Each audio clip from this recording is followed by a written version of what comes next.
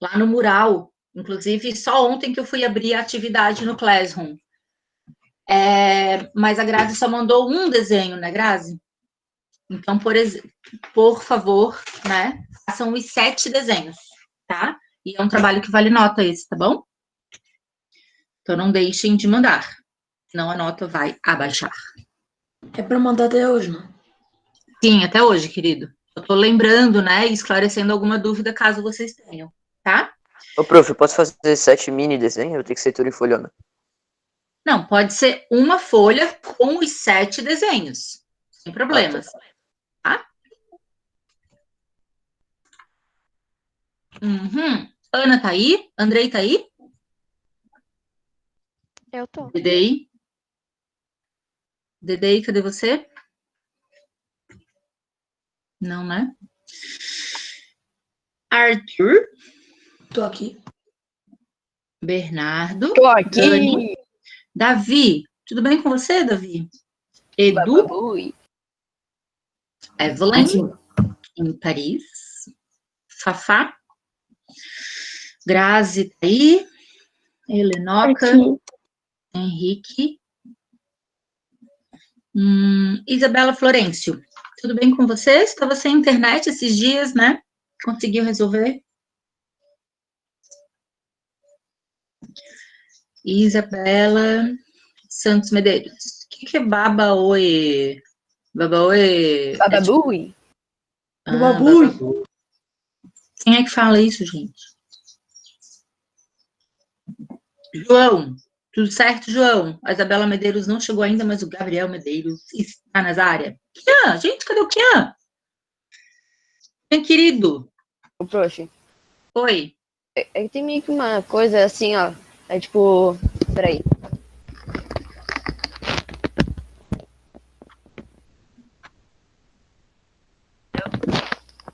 Deu pra escutar? Não. Ah, tá. Então deixa. No seu fone. Até eu tô de fome, então não dá muito. Cadê Sofia, gente? Yuri, tá aí? Faz tempo que eu não vejo você, cara. Ju, tudo bem? Ó, pra mim falta João Pedro Calone. Falta Sofia.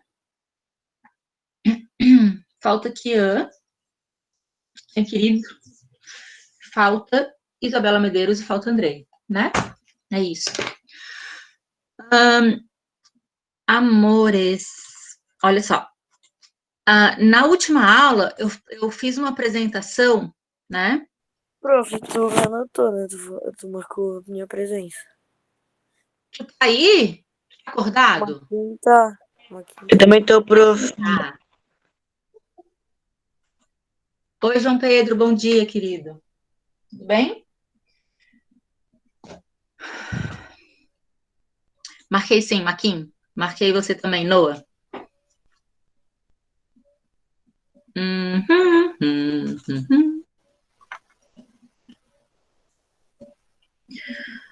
Olha só, gente. Na última aula, eu apresentei algumas imagens, então, do capítulo 19, né? E algumas imagens onde eu explicava a região centro-oeste. Rapidamente, o que vocês lembram das características físicas geográficas da região centro-oeste, galera? Vamos lá. Um de cada vez. É uma planície? Planície? Tem planície, mas é numa área pequena. Onde que tem planície? Não sei, mas eu lembro de ter lido que era, tipo, parecido com os Pampas Gaúchos. Tá. A área de planície, Helena, ela é só no Pantanal. Tá? Se liga. Lembra que eu mostrei esse dado aqui, ó, esse gráfico, esse perfil topográfico? Tá projetando para vocês? Não. Não? Não tá mostrando nada. Tá bom. Então vou mostrar agora. Nas favelas, no Senado, hoje era para todo lado. Vive a respeito da Constituição. Aqui. Helena, olha só. A área de planície é essa aqui, ó. É a área do Pantanal, onde está pegando fogo. Tá? No mais, o que a gente vai ter? Áreas de chapadas, tá? O que são as chapadas, né? Lembrando dessa forma de relevo. Elas são relevos que são altos, porém, ao invés de serem pontiagudos, né? A erosão dela foi principalmente pelo vento, tá? Não foi pela chuva que deixou o morrinho arredondadinho, como os mares de morro na região sudeste, tá? Então, de pontiagudo, né, do vulcanismo, né, como origem do vulcanismo, do tectonismo, tá? Como a erosão se deu principalmente pelos ventos, se formaram as chapadas, tá? Então, a gente vai ter planície na região do Pantanal, tá? Somente nessa região aqui, ó, que tá mais verdonha, tá mais verde, beleza? Depois a gente vai ter chapadas, tá? E algumas serras, né? Algumas montanhas, e daí sim vão ter esse formato mais pontiagudo, beleza? Então, lembrando especificamente das altitudes, né? Das formas de relevo, da geologia, seria isso, tá? Quem lembra de clima? Maquin? Clima lá, úmido, chove pra caramba? É seco? Por favor, peguem o livro de vocês e abram no capítulo 19, galera. Todo mundo com o livro na mão? Sim.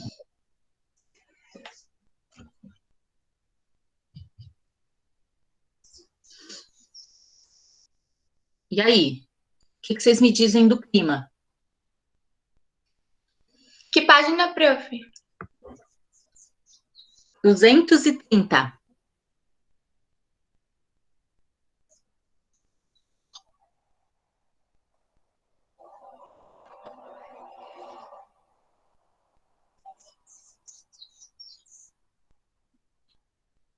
Ih, ninguém lembra? Então, olha só, gente.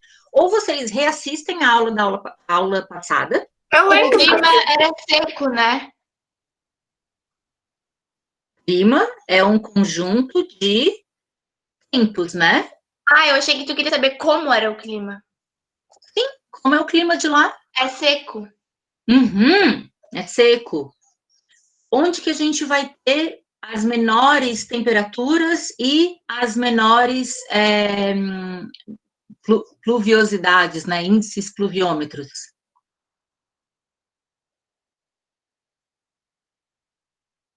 No Mato Grosso do Sul, ali. Uhum. Onde é que a gente vê isso, galera? Ali na página 232, né?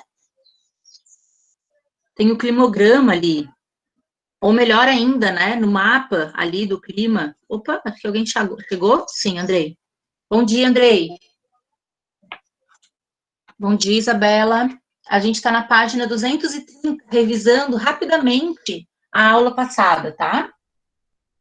Mas vejam, eu percebi, assim, que, na real, vocês não lembram de muitas coisas, né? Então, vocês reassistem as aulas, logo a gente vai ter uma prova disso, talvez na semana que vem, tá? A aula da semana passada, de sexta-feira passada, a aula de hoje, para a gente fazer a prova na semana que vem, ou na outra ainda, que ainda vai ser marcada, tá? Então, um jeito de estudar é reassistir a aula, porque o que eu estou perguntando aqui, né, são coisas que eu falei na última aula, ok? Ou então, lendo aqui o livro, né, ou fazendo resumo, ou talvez até um questionário que eu vou passar para vocês, tá? Eu quero dar sequência, porque depois que eu falei dessa característica do clima, né, que é predominantemente tropical e tem uma característica seca, né, ou seja, baixa pluviosidade, principalmente nos meses do meio do ano, né, nos meses do inverno, tá? Que são mais amenas as temperaturas, né, e são mais secos, ou seja, menos chuvas, tá? Mas também o clima é marcado por essa característica equatorial, principalmente lá no norte do Mato Grosso, e essas duas manchas verdes que a gente vê na projeção, que são os tropicais de altitude, tá? Com relação à vegetação, a gente sabe da predominância do cerrado, né? E a gente sabe que o cerrado, né, foi uma das áreas mais impactadas, tanto que a gente pode comparar nos dois mapas que estão aqui na tela, tá? Mas é claro, né, a floresta amazônica, que a gente encontra também ali no norte do Mato Grosso, também vai ser bastante impactado, tá? Assim como a Mata Atlântica, essa faixa, né, que é limítrofe à região sudeste, tá? Isso aí vão ter bastante perguntas, né, que eu vou estar querendo saber de vocês. O que mais? Com relação ao cerrado, ele tem características diferentes, né? Eu posso encontrar desde o campo limpo do cerrado, onde tem cerrado limpo, na verdade, né? Onde tem características de gramíneas, né? A vegetação, até o cerradão, né? Árvores com 15 metros de altura, como essa fotinho que a gente encontra na página 236, certo? O que mais? Aqui, voltando na página anterior, a vegetação de Pantanal, ela também é o bioma Pantanal, né, que a gente vai encontrar uma riqueza de vegetação, uma riqueza de biodiversidade, né, de animal também, tá?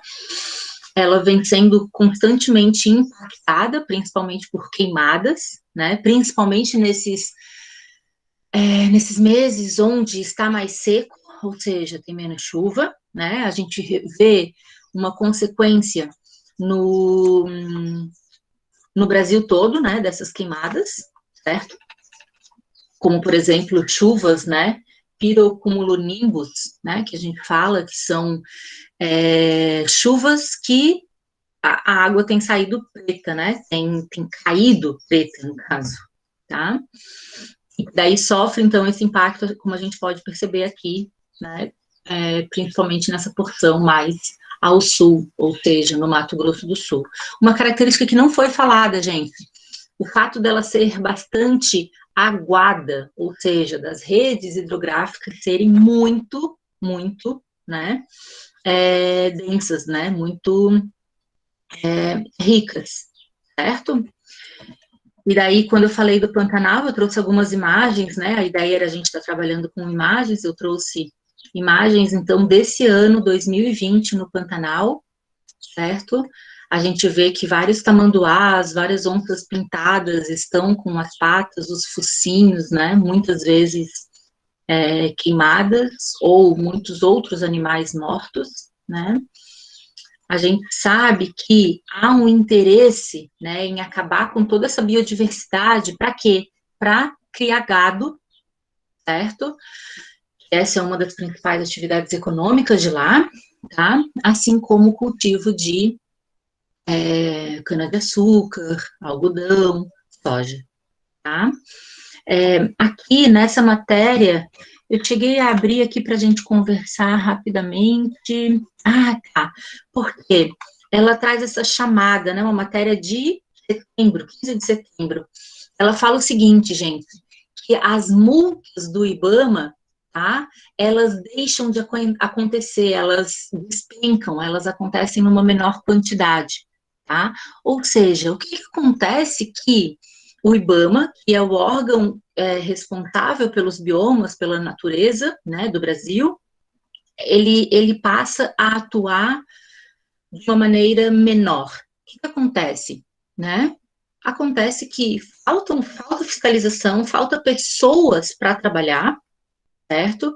E há uma pressão também, né, para que esses biomas, né, eles se tornem áreas de plantação, áreas de criação de gado, certo? Então, como a gente pode perceber, né, nessa matéria aqui, que depois talvez eu até peça uma atividade sobre ela na próxima semana, mas eu ainda vou confirmar, tá? Na última linha me chamou muita atenção essa informação aqui, ó. Aqui fala da questão da biodiversidade, né? Como eu estava mostrando nessa página aqui do livro, página 234 e 235, né, fala da biodiversidade, fala da raridade de alguns animais, né, alguns animais são endêmicos, o que é isso? Existem apenas lá, no bioma do Pantanal, certo? A matéria traz algumas informações, ó, 2.000 espécies de plantas, né, 580 espécies de aves, 132 espécies de mamíferos, 113 de répteis, 41 de anfíbios, ou seja, é uma riqueza de vida, né, majestosa, assim, né, e a gente vai encontrar muitas vezes, né, muitas espécies apenas nesse bioma, né, e tudo isso está sendo impactado. E daí, aqui embaixo, aqui, ó, no Brasil, galera, o IBAMA, né, que é esse órgão ambiental, ele tem 600 agentes de fiscalização. No Brasil, olha a área do Brasil, tá? Somente a Polícia Militar do Estado de São Paulo são 83.000 policiais que trabalham. 83.000 policiais na ativa, tá? O que eu tô querendo trazer para vocês refletirem com essas informações aqui dessa matéria da BBC, tá? Quando você tem uma fiscalização, né, você está tentando evitar um problema, né? Vamos supor, alguém aqui na Praia do Campeche começa a construir uma casa em cima da restinga. Isso é proibido por lei, tá? Embora essa lei, atualmente, hoje no Brasil, vem sendo, né, flexibilizada. O que é isso? Né? O atual presidente não está, e ministro do meio ambiente, não está preocupado com as restingas, tá? Então, está autorizando essas ocupações, certo? Então, para evitar essa ocupação na restinga, o que tem que fazer? Tem que ter pessoas que fiscalizem, né? Você tem que ter um bom sistema, até mesmo de drone, hoje em dia existe tecnologia para isso, ou de imagens de satélites, né? E acompanhem, que mapeiem as áreas dos municípios, dos estados e do Brasil, né? Para evitar, então, essa ocupação, né? Enfim, essa ocupação e esse desmatamento, essas queimadas, né, de biomas naturais, de ecossistemas naturais, certo? Se você não tem fiscal, se você não faz concurso público no IBAMA, para que tenham pessoas trabalhando com essa função, né, você não consegue prevenir, você não consegue educar as pessoas, né, através de uma propaganda num outdoor, uma propaganda numa cartilha, na televisão, no rádio, né, não pode ocupar aquela área, ou que aquela área é muito importante, tem uma biodiversidade muito grande, rara, ou é habitat de alguns animais, né, e consequentemente você, ser humano, né, não é mais importante do que todo mundo, né, e não pode ocupar aquela área, tá? Quando você investe em polícia, tá, normalmente, a polícia, tá, tem a função de punir, né, então você vai ver a atuação da polícia, normalmente para destruir barracos, né, destruir construções que estão em lugares proibidos, ou seja, já aconteceu a destruição, ou a queimada, ou o desmatamento, né, ou a morte de alguns animais, certo? E daí você vai lá e já tem uma família morando em algum lugar que não pode, e daí a polícia é chamada para remover, para tirar essas pessoas. Ou seja, é aquela coisa que a gente fala, que existe um ditado popular que fala, né? É melhor prevenir do que remediar. Ouviram falar nisso, né? Ou seja, se você previne, né? Se você não assiste, não joga videogame, não assiste filme, enquanto está deitado na sua cama, né? 10 minutos antes de dormir, né? Você tem uma possibilidade melhor de um sono. Só para fazer uma analogia, só para tentar explicar esse ditado popular, né? Se você tiver uma noite ruim de sono, acordar com dor de cabeça e tiver aula 8h30 da manhã, você vai ter que remediar, você vai ter que tomar um remédio para essa dor de cabeça, né? Ou vai ter que tomar muito café, ou vai ter que, sei lá, fazer uma meditação para daí estar presente na aula, porque senão você não vai dar conta, tá? Então, esse ditado, né? É melhor prevenir do que remediar, né? Ele é um ditado que fala do cuidado, da prevenção, da educação, para evitar que as coisas ruins aconteçam, né? Então, se você deixa de investir em fiscalização, certo? Em programas de educação ambiental, falando da importância das áreas naturais, né? Você vai ter que remediar. Você vai ter que investir na polícia, você vai ter que investir e já contar, na verdade, com uma perda ambiental, tá? Então, o que a gente pode considerar como necessário, né, para minimizar essas queimadas na região centro-oeste, né? Processos de educação ambiental, pessoas que façam fiscalização, certo? Programas que delimitem exatamente com placas, com cercas, né? Com corredores, enfim, onde é o bioma, onde começa um parque, uma unidade de conservação que tem que ser preservada, tá?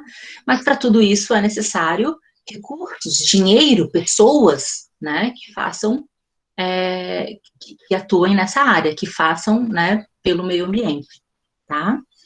No mais, vocês podem ter certeza, daqui 10 anos, né, quando vocês estiverem lá com seus 20, 25 anos, vocês vão estar vendo, infelizmente, uma menor área do bioma do Pantanal, né? E, infelizmente, isso acontece também na Amazônia e está acontecendo hoje, atualmente, no Pampa Gaúcho, né, no Rio Grande do Sul. Depois a gente vai conversar sobre isso nas outras aulas, tá? Com relação especificamente ao capítulo 20, galera, ele vai falar sobre, falamos no capítulo 19 de características físicas, certo? Falamos isso na última aula, e hoje vamos falar um pouco, então, não vai dar tempo de falar tudo, sobre o capítulo que fala de população e economia da região centro-oeste, tá? Pessoal, lembrando, né, do que a gente já estudou na região sudeste, lembra que antes de todas essas divisões, né, essas áreas foram ocupadas, né, o que hoje é sudeste e centro-oeste, por conta dos minérios que existiam lá.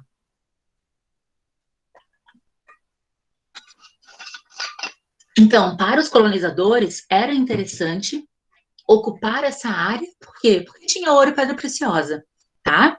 Então, no período colonial, esse vai ser um grande marco, tá? Detalhe, galera, é muito longe o litoral, tá? Da região centro-oeste, tá? Então, como é que esses caminhos, eles eram feitos? Ah, no lombo de mulas e cavalos. Ok. Não posso afirmar aqui que não tiveram pessoas que não fizeram isso, mas ele era predominantemente, tá? Essa ocupação e esse transporte, né? E essa permanência na região centro-oeste nesse período, tá? Até 1750, mais ou menos, ele se dava principalmente pelos rios, tá? Vejam ali, abram o livro na página, é muito didático esse mapa que a gente vai ver na página 240. Tá? Mostra rios, tá? Por quê? Porque essa ocupação no centro-oeste era feita por rios. Mas que rio, prof? O Rio da Prata, subindo, tá? O rio vai dar no rio Paraguai, certo? E vai chegar na região centro-oeste, beleza? Então, era muito mais fácil você navegar, são rios de planície, né, que possibilitam, então, essa navegação. Então, era muito mais fácil você navegar do que você e utilizar cavalos ou mulas para chegar nessa região, certo? Para escoar esse ouro, essas pedras preciosas. Mas vejam bem, não sei se vocês lembram no começo da aula passada, onde eu mostrei uma rápida apresentação das mudanças das ocupações territoriais do Brasil, né? A antiga colônia do Sacramento, acho que até o Bernardo comentou isso em algum momento, né? O que hoje é o Uruguai, fazia parte da colônia portuguesa, tá? Mas depois de 1750 não fazia mais, certo? Passou a ser uma área independente, né? E daí, e a Argentina, que fazia parte da colônia espanhola, certo? Esses dois países, nesse momento, né, já independentes, enfim, eles são banhados pela foz do Rio da Prata, tá? Eles começaram a controlar a ocupação da colônia portuguesa não é nem a ocupação, né, a passagem, né, da colônia portuguesa, dos colonizadores, né, que queriam, sim, continuar em contato com a região centro-oeste, continuar a exploração nas jazidas, né, eles começaram a controlar a foz do Rio da Prata. Consequentemente, eles tinham que pagar impostos, eles estavam ameaçados a ter as mercadorias roubadas nessa foz, né, enfim. Então, diminuiu muito, né, a passagem da colônia portuguesa pelo Rio da Prata e, consequentemente, pelo Rio Paraguai, né. É claro que isso foi num período também em que os minérios que estavam mais aparentes, mais fáceis, né, de serem minerados, né, de se chegar até eles, né, já estava diminuindo também, né, diminuiu-se, então, a quantidade desses minerais, tá? E, consequentemente, a ocupação do Rio da Prata, a ocupação, né, da foz do Rio da Prata, né, fez com que minimizasse, então, essa passagem, né, da colônia portuguesa em direção ao centro-oeste brasileiro, tá? Quando é que a gente vai ter um salto, né? Aqui a gente fala de características muito gerais de todas as regiões, né?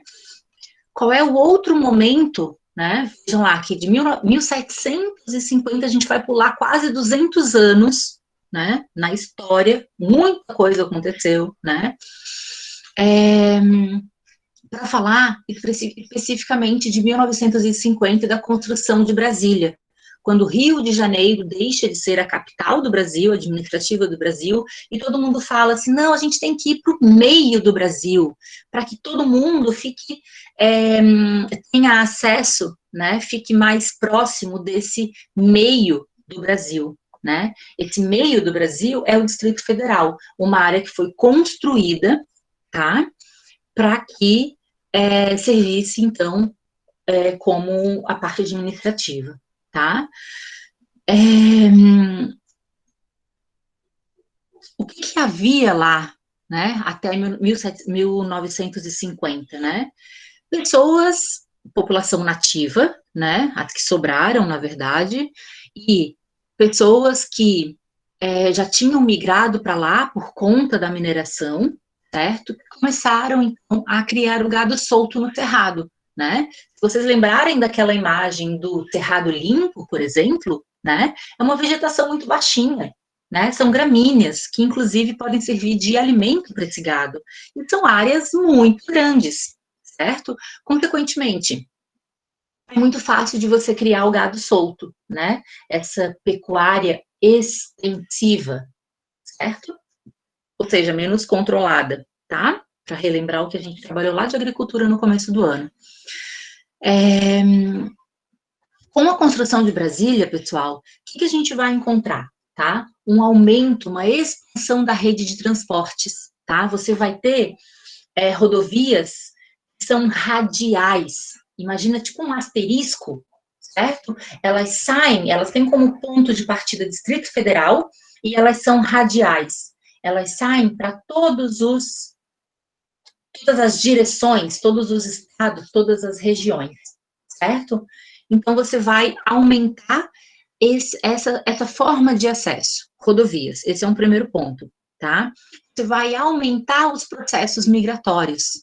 Opa, uma nova região, novas cidades sendo estabelecidas, sendo construídas, né? As pessoas pensavam o quê? Oportunidade de uma melhor qualidade de vida. Então, você vai ter processos migratórios muito grandes a partir de 1950 na região centro-oeste, beleza? Além disso, mais tarde, né, com a economia, você vai ter, então, a exportação de produtos agropecuários, tá? Que vai ser a principal atividade econômica, né? Além da criação do gado, tá? Que essa é uma região que tem o maior número de cabeça de gados do país, tá? E daí esses gados são para quê? É o gado de corte, é o gado que vai estar no hiperbom, né, moído para a gente fazer uma carne moída numa lasanha, por exemplo, né, ou vai ser o gado que vai ter o couro utilizado para fazer um banco de um carro, um tênis, uma jaqueta, tá? Então, essa criação de gado, a gente vai ter como consequência matadouros, né, ou seja, lugares, ou abatedouros, são nomes também dados, né, para esses lugares onde o animal é abatido, né, e curtumes, lugares onde esse couro, então, é tratado para ser distribuído, vendido para as indústrias, beleza? Tá todo mundo aí, né? Tô sendo clara, gente? Sim. Então, tá. Com relação aos tipos de cultivo, né, predominância de milho, soja, algodão e cana-de-açúcar, tá? Hoje, no mundo, a gente vai ter Estados Unidos, que é uma grande referência, tá? Na exportação de grãos. A gente vai ter União Europeia, com alguns tipos de grãos também, tá? Que circulam pelo mundo todo. Mas a gente vai ter a região centro-oeste, né? Ou seja, o Brasil representado pela região centro-oeste, tá? Como um dos maiores, o terceiro maior exportação de grãos do Brasil, tá? O que eles fazem para que esses grãos, para que esses cultivos sejam grandes, sejam de boa qualidade, que garanta, né, essas vendas e essas exportações? Primeiro, eles precisam corrigir o solo, melhorar o solo para que se produza mais. Depois, eles precisam investir em irrigação, né? Opa, mas a gente já sabe, se é uma área bastante aguada, se tem bastante rios, tem bastante afluentes, né, e subafluentes, essa já é uma facilidade, né? Além disso, a gente vai ter principalmente a Embrapa, que é a empresa brasileira, né, de pesquisas agropecuárias, a gente vai ter pesquisas que trabalhem com mutações genéticas, né? Na verdade, a gente vai encontrar os transgênicos, né? A criação de sementes transgênicas para que seja plantada no cerrado e, consequentemente, seja bastante vendida e garanta, então, essas exportações no Brasil, tá? E o quarto e principal ponto de investimento para que essa agricultura, né, dê certo na região centro-oeste é a mecanização, né? Mais uma vez, são áreas que você vai encontrar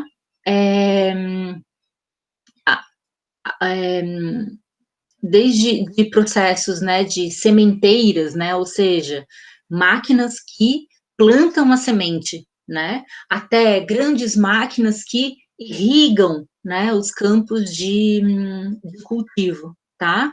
E máquinas que colhem esses cultivos, né, essas espécies, então, principalmente de milho, soja, algodão e cana-de-açúcar, tá? Ou seja, você vai ter uma baixa mão de obra, uma baixa força de trabalho, mas você vai ter algumas, tá? Além disso, para escoar, né, como eu falei, desde 1950 tem-se, então, né, essa construção de rodovias, né, mas a gente vai ter também, né, ferrovias, certo, e hidrovias, né, muitas vezes os grãos, eles passam pelas 3 vias, né, pela rodovia, ferrovia, hidrovia, até chegar aos portos, né, localizados principalmente na região sudeste, mas também na região norte, tá, para se chegar até o país que fez a encomenda, que fez a compra, certo? 9h15, que horas são agora? 9h06, beleza. Falei de agropecuária como atividade econômica. Lembre que a agropecuária é uma atividade econômica do primeiro setor da economia, né? É aquele setor da economia que extrai da natureza, que lida diretamente com a natureza, certo? E vou falar agora um pouquinho de indústria e turismo, né? Indústria, o segundo setor da economia, aquele que transforma a matéria-prima, beleza? E turismo, que vai envolver principalmente o terceiro setor da economia, que é o setor de comércio e serviços, tá? Que é onde a gente tem a maior parte da população empregada no mundo, tá? Então, poxa, se desde, né, enfim, a gente pode pontuar 1700, 1800, a gente tem a criação do gado nessa região, tá? A indústria, ela vai estar voltada para a agropecuária, né? Quando você tem uma plantação de cana-de-açúcar, né, é comum você ter junto, né, a agroindústria. O que é isso? Aquela indústria que trabalha no beneficiamento, nesse meu exemplo, da cana-de-açúcar, né? O que é feito com a cana-de-açúcar, galera? Né? Ou é combustível, no caso o álcool, né, que é combinado junto à gasolina ou diretamente utilizado em alguns carros, certo? Ou a indústria de bebidas, né? Ou a indústria de açúcar, usinas de açúcar. Então, você vai encontrar indústrias nessa região, centro-oeste, que estão relacionadas à cana-de-açúcar. Ou seja, usinas de açúcar ou usinas de álcool, né, para gerar, então, esse combustível fóssil, tá? Mas você tem destaque para algumas cidades e para outros tipos de indústrias também, tá? Como, por exemplo, Anápolis, em Goiás, tá? Que já apresenta uma indústria diversificada que envolve automobilística, alimentícia, têxtil e de bebidas, tá? Ou ainda, outras cidades, Catalão, em Goiás, Rondonópolis, em Mato Grosso, Dourados e Três Lagoas, em Mato Grosso do Sul, tá? Reparem que aqui, ó, entre parênteses, eu estou usando as siglas, né? Eu posso estar pedindo isso para vocês também, é importante vocês saberem, fazerem essas associações, tá? Com cidades, então, que possuem indústria, né? Possuem algum tipo dessas indústrias, tá? E que, consequentemente, pessoas que trabalhem nessas indústrias, tá? Lembrem também, acho que é no outro slide que eu vou falar, tá? Com relação ao turismo, né? Poxa, se a gente tem chapadas, né? Ou seja, um relevo que é de uma beleza muito grande, né? Se a gente tem uma área que não é tão ocupada, né? A gente vai ter poucos habitantes por quilômetros quadrados na região centro-oeste, se comparado, por exemplo, a São Paulo, ao estado de São Paulo, ou ao estado, à região sudeste, tá? Se a gente tem o bioma do Pantanal, né? Que tipo de turismo que a gente vai encontrar nessa região? O turismo de natureza. Os turistas que vão para lá, eles procuram justamente o contato com a natureza, tá? Além disso, vocês mesmos pesquisaram imagens lindíssimas, né? De cavernas, ou ainda na região de Bonito, né? A região de lagos, de cachoeiras, certo? Com águas bastante límpidas. Então, o turismo vai ser voltado para esse contato com a natureza. Lembrem que, também tem o turismo que procura, também é um contato com a natureza, né, das águas, das estâncias hidrominerais. O que é isso, né? Devido a processos de vulcanismo de 600 milhões de anos atrás, né, você ainda encontra fontes de águas que são aquecidas naturalmente, né, e que afloram, que estão na superfície terrestre, né, nessa região centro-oeste, ok? Formando piscinas naturais, né, formando pequenos trechos de rios que são naturais, né, então as pessoas costumam ir lá para se banhar, né, para cuidar da saúde, da beleza, né, ou para relaxar apenas, tá? A região de Pirinópolis é bastante procurada por isso, tá? Pirinópolis fica em Goiás. Então, você vai ter esses tipos de turismo, tá? E daí lembrem, ó, eu escrevi aqui embaixo, o terceiro setor da economia. Claro, quando você tem turismo, você tem, muitas vezes, que alugar um carro, né? Você fica num hotel, o hotel lá que a mãe da Ana Clara ficou, né? Você precisa de uma pessoa para arrumar o quarto. Você precisa de uma pessoa que fale inglês, francês, espanhol, para trabalhar na recepção desse hotel, né? Você precisa de alguém que vai fazer o artesanato, né, com capim dourado, que é muito comum nessa região, que todo mundo vai querer levar como souvenir, como lembrança dessa região, tá? Então, você vai aquecer esse mercado, né, do terceiro setor da economia, com comércio e serviços voltados, né, para o turismo, tá? Ah, lembrei, aqui, ó, quando a gente fala dessas cidades, né, Catalão, Rondonópolis, gente, também existe os serviços oferecidos nessas cidades. Que tipo de serviço, gente? Encontra-se em qualquer cidade, né, ou nas capitais, enfim. Serviços de educação, você vai ter professores, inclusive, muito bem pagos na região centro-oeste, principalmente Mato Grosso e Mato Grosso do Sul, tá? Que paga muito bem a hora-aula do professor, né?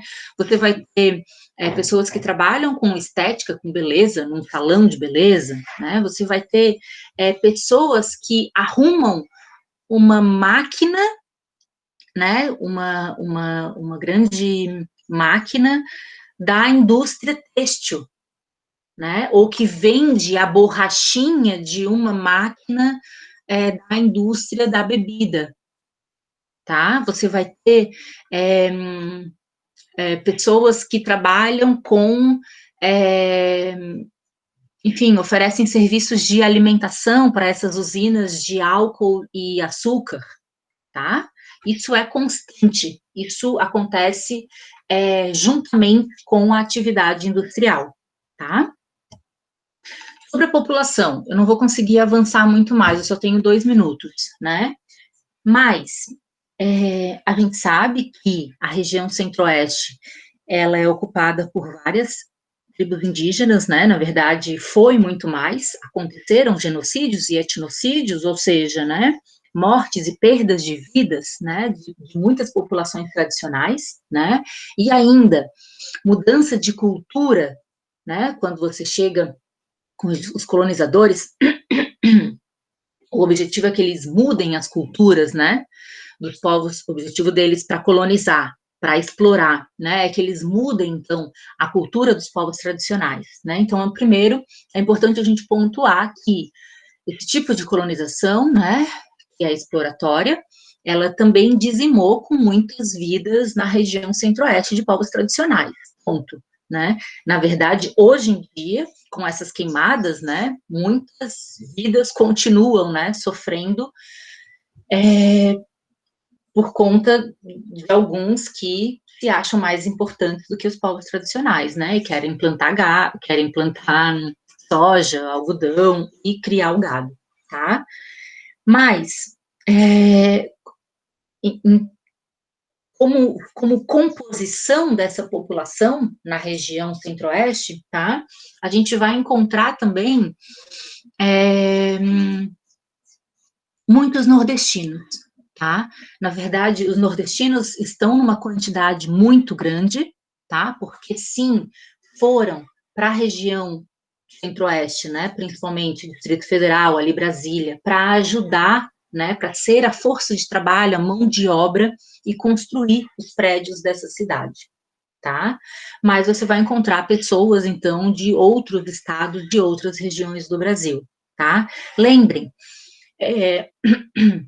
essas migrações acontecem, né, com essa possibilidade que eles imaginam, né, que eles, e que muitos têm, né, e que muitos se dão bem, sim, né, uma vida melhor, né, essa possibilidade, essa busca, né, por uma qualidade de vida melhor. Por isso que acontecem essas migrações, tá? E especificamente da região centro-oeste, né, se não acontecesse migração, você não teria pedreiro.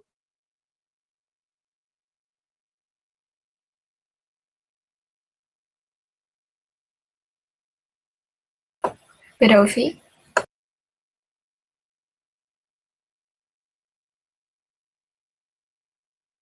Acho que ela travou.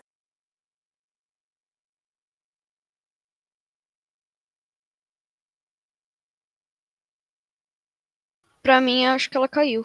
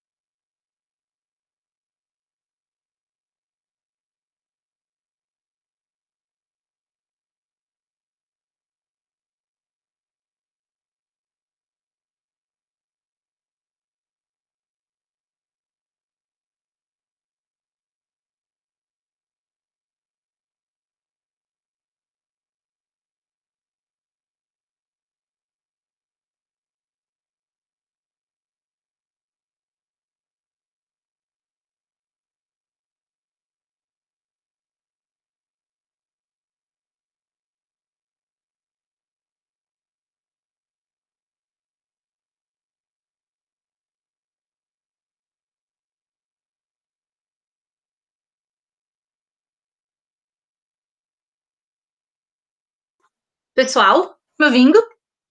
Sim. Ai, obrigada. Então, vocês ouviram até que ponto? Esqueceram? Ah, bom, a aula está gravada. Eu vou interromper agora.